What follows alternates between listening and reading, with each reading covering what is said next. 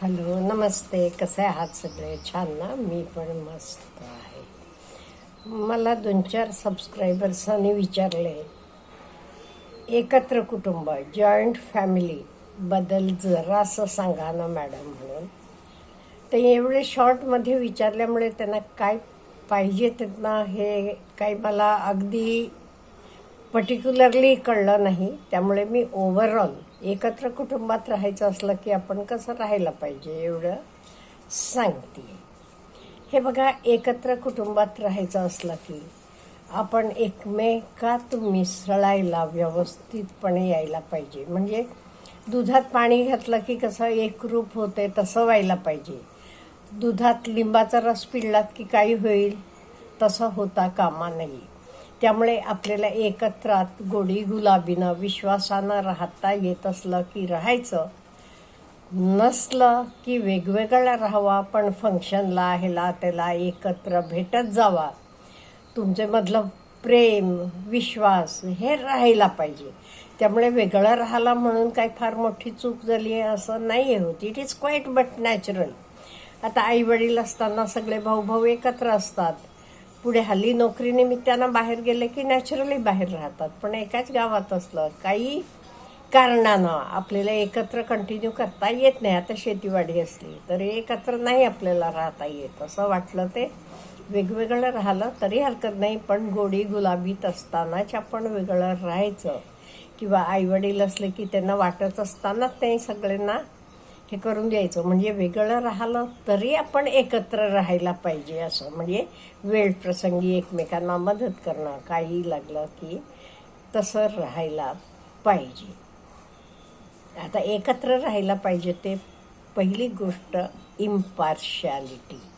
मग तिथे माझं मूल तुझं मूल असं काही डिफरन्स करता कामा नये. तुम्हाला मी एक गोष्ट सांगते, ही घडलेली आहे म्हणतात की ती फार, पण मी वाचलेली आहे, पण खूप चांगली गोष्ट आहे. काय झालं, एकदा दोघं भाऊ भाऊ एकत्र राहत होते आणि थोरला भाऊ बागेत जाऊन घराकडे येत होता. धाकटा तिथे लांब राहून ब्रश करत होता, त्याचं लक्ष होतं. हा भाऊ येताना ह्याच्या हातात 2 आंबे होते. आणि हे दोघाही भावांना एक एक मुलं होती. दोघांनाही मुलगे होते आणि ते दोघंही वयानं पण सारखे होते. कोणी मोठं लहान असं नव्हतं, समान वयाचे होते. आता 8 वर्षाचे ते दोघंही 8 वर्षाचे होते. हे माणसाने येताना ह्याच्या हातात 2 आंबे होते. एक आंबा मोठा होता, एक आंबा छोटा होता. दोन्ही मुलं पळत आली, आंबा दे म्हणत.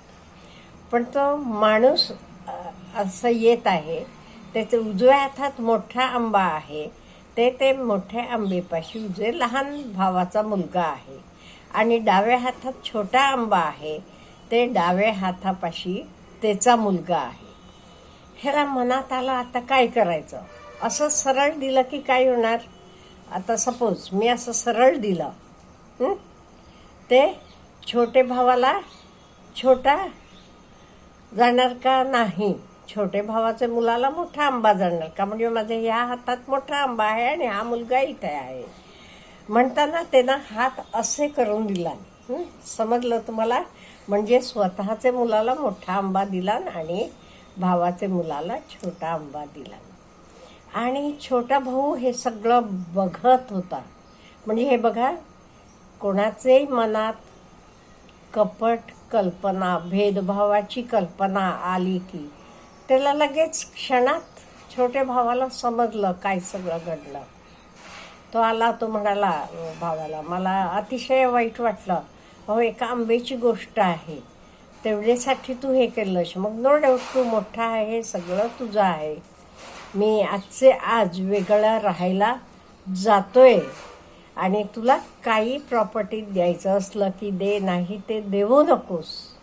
पण मला ह्या गोष्टीचं अतिशय वाईट वाटलं. मी तुला 10 दिवसाची मुदत देतो, 10 दिवसात काय तर मला कळव.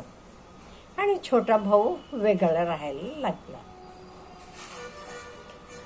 हे भावाला पण मोठ्यानं विचार केला, शक्यतो मोठ्यानं काय करायला पाहिजे, 100 रुपये असले तर, आपल्याकडे 100 रुपये आहेत, मग काय करायचं, 51 रुपीज म्हणजे 51 रुपये, 50 आणि वरचा 1 रुपया धाकट्याला द्यायचा आणि 49 रुपीज म्हणजे 49 आपण ठेवून घ्यायचे. हे करायला पाहिजे असं वाटलं त्याला. कधी मोठेनं छोटेला जास्त द्यायला पाहिजे आणि एवढंसं कमी असलं की आपल्याकडे ठेवून घ्यायला पाहिजे.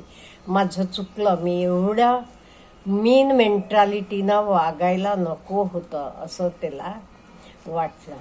मग तो छोटे भावाकडे गेला आणि त्याला म्हणाला, हे बघ तू छोटा आहे, हे सगळं तुझं आहे, तुला घे, पण माझ्यापासून लांब जाऊ नकोस बाबा म्हणाला. त्याला मनवलं आणि त्याला त्याची बायकोला मुलाला घेऊन आला आणि परत एकत्र गोडी गुलाबीनं राहायला लागले. म्हणजे मला काय म्हणायचं आहे, आपले मनात एकमेकांबद्दल प्रेम पाहिजे, विश्वास पाहिजे आणि कुठलीच आपण पार्शालिटी करता कामा नये. असंच ह्याचं ऑपोजिट एक दुसरी गोष्ट मी तुम्हाला सांगते. ही पण मी वाचलेली गोष्ट आहे. दोघं भाऊ राहत होते, वेगवेगळे राहत होते. इकडचे भावाला, एका भावाचं लग्न झालेलं होतं, मुलं बाळं होती आणि एकाला काही नव्हतं, एकटाच राहत होता तो. प्रॉपर्टी दोघांना इक्वल, आता 20 एकर असली तर ह्याला 10 एकर, त्याला 10 एकर. आणि काय वाटायचं धाकटेला, माझं काही फॅमिली नाही, काही नाही आहे. थोरलेला फॅमिली, मुलं, सगळं किती खर्च आहे त्याला, माझ्याकडे एवढं धान्य आहे.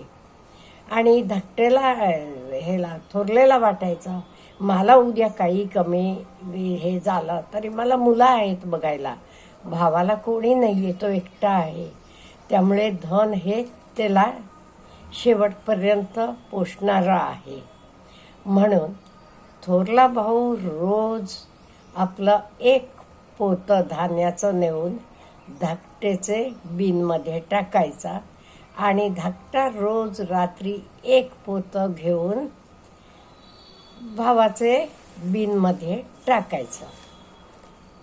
दोघांनाही वाटायला लागलं, मी रोज एक पोतं नेऊन भावाचं हे टाकतो, पण माझी पोती आहे तशीच राहतात, काही कमी होत नाही, काय असा विचार करत गेला दोघंही. एक दिवस रात्री काय झालं, दोघंही हा इकडनं पोतं घेऊन आला भावाचे बिनमध्ये टाकायला, हा भाऊ इकडनं त्याचं पोतं घेऊन आला ह्याचे भावा. दोघंही एकमेकांना डॅश झाले. तसं दोघांनाही कळलं काय चाललेलं आहे हे. दोघंही मिठी मारली एकमेकांना आणि खूप खूप दोघंही आनंदानं डोळ्यातनं अश्रू काढायला लागले. म्हणजे मला काय म्हणायचं आहे, तुम्ही वेगळं राहिलात तरी एकमेकांबद्दल प्रेम ठेवा. वेगळं राहणं म्हणजे काही सुख नाही. रोज भांडत बसण्यापेक्षा वेगळं राहिलं, वेळेला एकमेकांचे मदतीला आलं तरी चिक्कार झाला, पण एकत्रात राहिलं की मात्र सॅक्रिफाईस लागते, इम्पार्शालिटी लागते. मग माझे मुलाला चांगले शाळेत घालायचं, त्याचे मुलाला साधे शाळेत घालायचं असं नाही करून चालत. मग तिथे सगळ्यांना इक्वालिटी असावी लागते, कुठली पार्शालिटी चालत नाही. का म्हणजे असं पार्शालिटी, आता आंब्याच्या दृष्टीत त्यानं काय केलं बघा, धाकट्याला किती मनाला लागला तर असं दुसऱ्याचे मनाला दुखावते. आणि त्यामुळे हे सगळं आपल्याला अवॉइड करायचं असलं ते तुम्ही वेगळं राहावा, काही प्रॉब्लेम नाही ते, पण गोडी गुलाबीत असतानाच वेगळं व्हा. उगीच भांडायचं, मग तुझं तोंड मी बघणार नाही, माझं तोंड तू बघायचं नाही, असलं करण्यापेक्षा एकत्रात असताना, गोडी गुलाबीत असताना एकमेकांनी आपले संसार वेगळे करायचे, सणवार एकत्र करायचा होते, आनंदानं राहायचं. नाही एकत्रात राहिलं की खूप प्रेमानं राहायचं. एकत्रात राहिलं की खूप फायदे आहेत. फायनान्शियली आहेत, मॉरली आहेत, सपोर्ट आहे एकमेकांचा. कुठेही जाताना आपल्याला लगेच घराला कुलूप लावून जावं लागत नाही बघा माणसं असले की. आणि त्याच्याशिवाय लाईट बिल म्हणा, मोलकरणीचं हे पेमेंट म्हणा, हे सगळं तुम्ही वेगळं राहिलात की डबल जाते. त्यामुळे फायनान्शियली सुद्धा खूप फायदे आहेत एकत्र राहिलं की.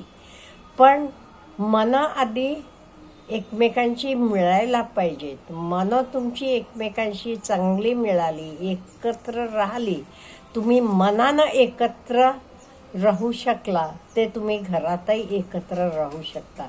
मनानं तुम्ही एकत्र राहू शकला नाही तर तुम्ही वेगळं राहायला लागते. अच्छा, हॅव ए गुड डे.